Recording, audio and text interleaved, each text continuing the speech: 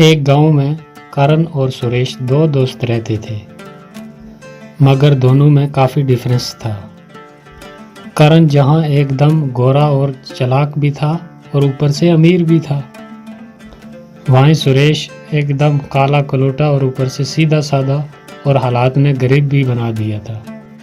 करण उसके कालेपन और गरीबी का बहुत मजाक उड़ाया करता था और करण को बीवी भी ऐसी मिली जो उसके घमंड को दुगना कर गई और उसने उसके कान बार बार के कि कैसे भी करके इस अपने गरीब काले दोस्त से पीछा छुड़ाओ।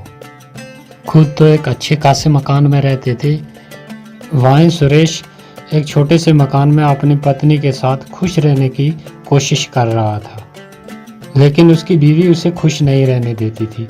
वो उसे गरीबी के ताने मार मार के हर दिन उसे अंदर से खोखला ही कर दिया था। एक दिन परेशान होकर सुरेश जंगल में बहुत दूर दूर निकल गया।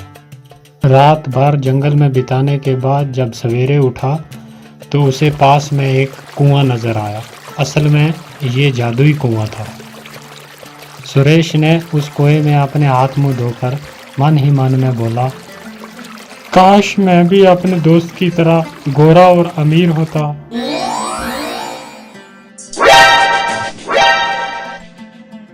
लगता है इन गांव वालों को पता चल गया कि मैं रात भर घर पर नहीं था, तभी ये ऐसे मुझे घूर घूर कर देख रहे। अरे आपके चेहरे को क्या हुआ? क्या हुआ? कुछ भी नहीं।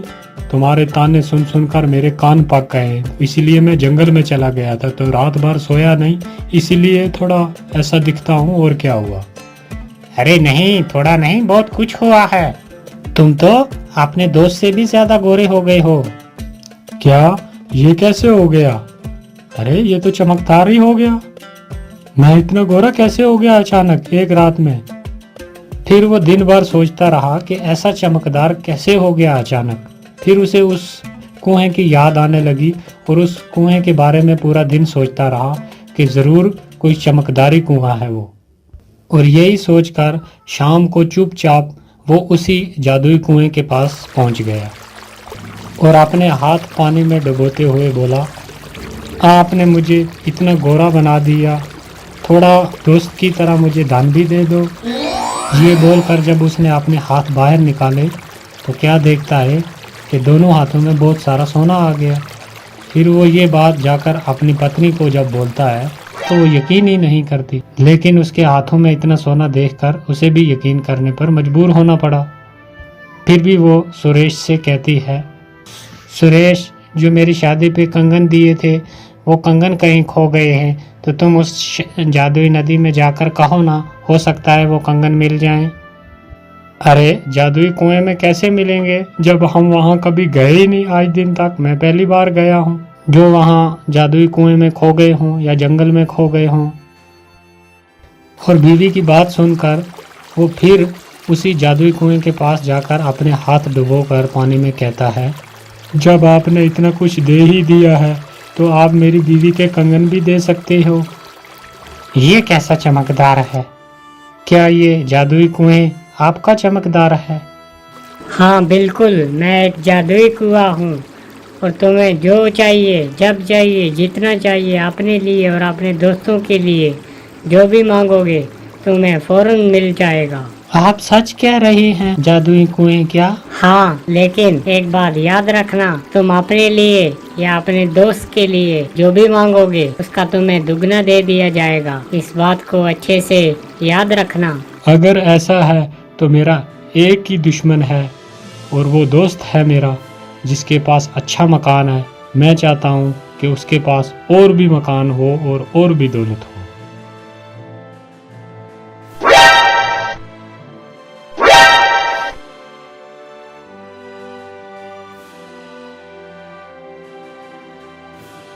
इतनी बड़ी उपलब्धि, इतना गोरा रंग और ये बड़ा मकान इसके पास आया कहाँ से? यहाँ दिल का अच्छा और बोला सुरेश उस जादुई कुएं के सहारे मजबूर और बेबस लोगों की मदद करने में लग जाता है। वो उस जादुई कुएं के बारे में किसी को कुछ भी नहीं बताता, और वो किसी की भी कोई चीज़ खो गई हो या किसी को किसी चीज़ की ज़रूरत हो तो वो चुपचाप उस जादुई कुएं में जाकर अपने हाथ डुबोकर उन लोगों को वो चीज़ मुहैया करवा देता था। यहाँ तक कि वहाँ का जो राजा था उसका बेटा एक बार खो गया। उसे कभी भी ना पूछने वाला वो राजा भी दौड़ा दौड़ा उसके पास आया और सुरेश ने उसे दूसरे दिन आने को कहा। फिर रात को सुरेश चुपचाप उस कुएं के पास चला गया और अपने हाथ पानी में डालकर बोला, ए जादुई कुएं, ये राजा मेरी कभी कोई इज्जत नहीं करता था, लेकिन आज अगर उसका बेटा मिल जाए तो मेरी बहुत इज्जत बन जाएगी। बेचारा बहुत परेशान है, उनका बेटा मिला दो।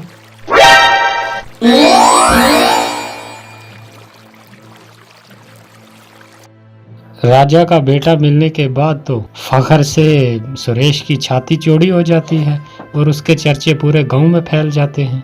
अब हर कोई उसे मदद मांगने के लिए पहुंच जाता है और सुरेश की चौड़ी छाती देखकर करण और उसकी बीवी बुरी तरीके से जल भुन जाते हैं। फिर एक दिन एक गांव के किसान की एक बकरी खो गई और वो बकरी किसान के बेटे को बहुत ज़्यादा प्यारी थी, जिसके दुख में वो बहुत बीमार पड़ जाता है। फिर दूसरे दिन वो किसान आता है सुरेश के पास और बोलता है कि मेरी बकरी खो गई है, जिसकी वजह से मेरा बेटा बीमार पड़ गया है, आप मेरी मदद कर दीजिए, मेरी वो बकरी ढूंढ कर ला दीजिए जिसकी वजह से मेरा बेटा बच जाएगा। और सुरेश उसकी ये बात सुनकर उसे हौसला देता है कि आप फिक्र मत करें, कल सुबह आपकी बकरी आपके पास पहुंच जाएगी।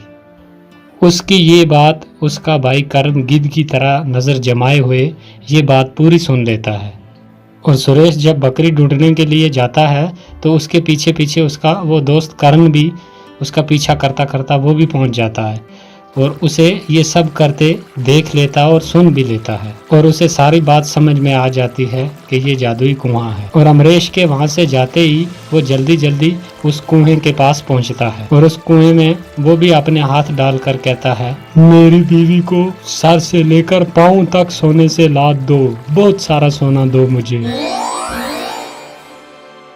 धन्यवाद जादुई कुएं, अब मैं भी आपसे हर चीज मांग कर ले जाऊंगा। हाँ, मगर याद रहे, तुम अपने दुश्मन के लिए जो भी मांगोगे उसका तुम्हें दुगना मिलेगा। मैं भला अपने दोस्त या किसी दुश्मन के लिए क्यों मांगूंगा, मैं तो सारी जिंदगी अपने ही लिए मांगूंगा। हाँ। और घर पहुंचने पर जब उसकी बीवी उसके हाथ में इतने गहने देखती है वो तो खुशी से पागल ही हो जाती है।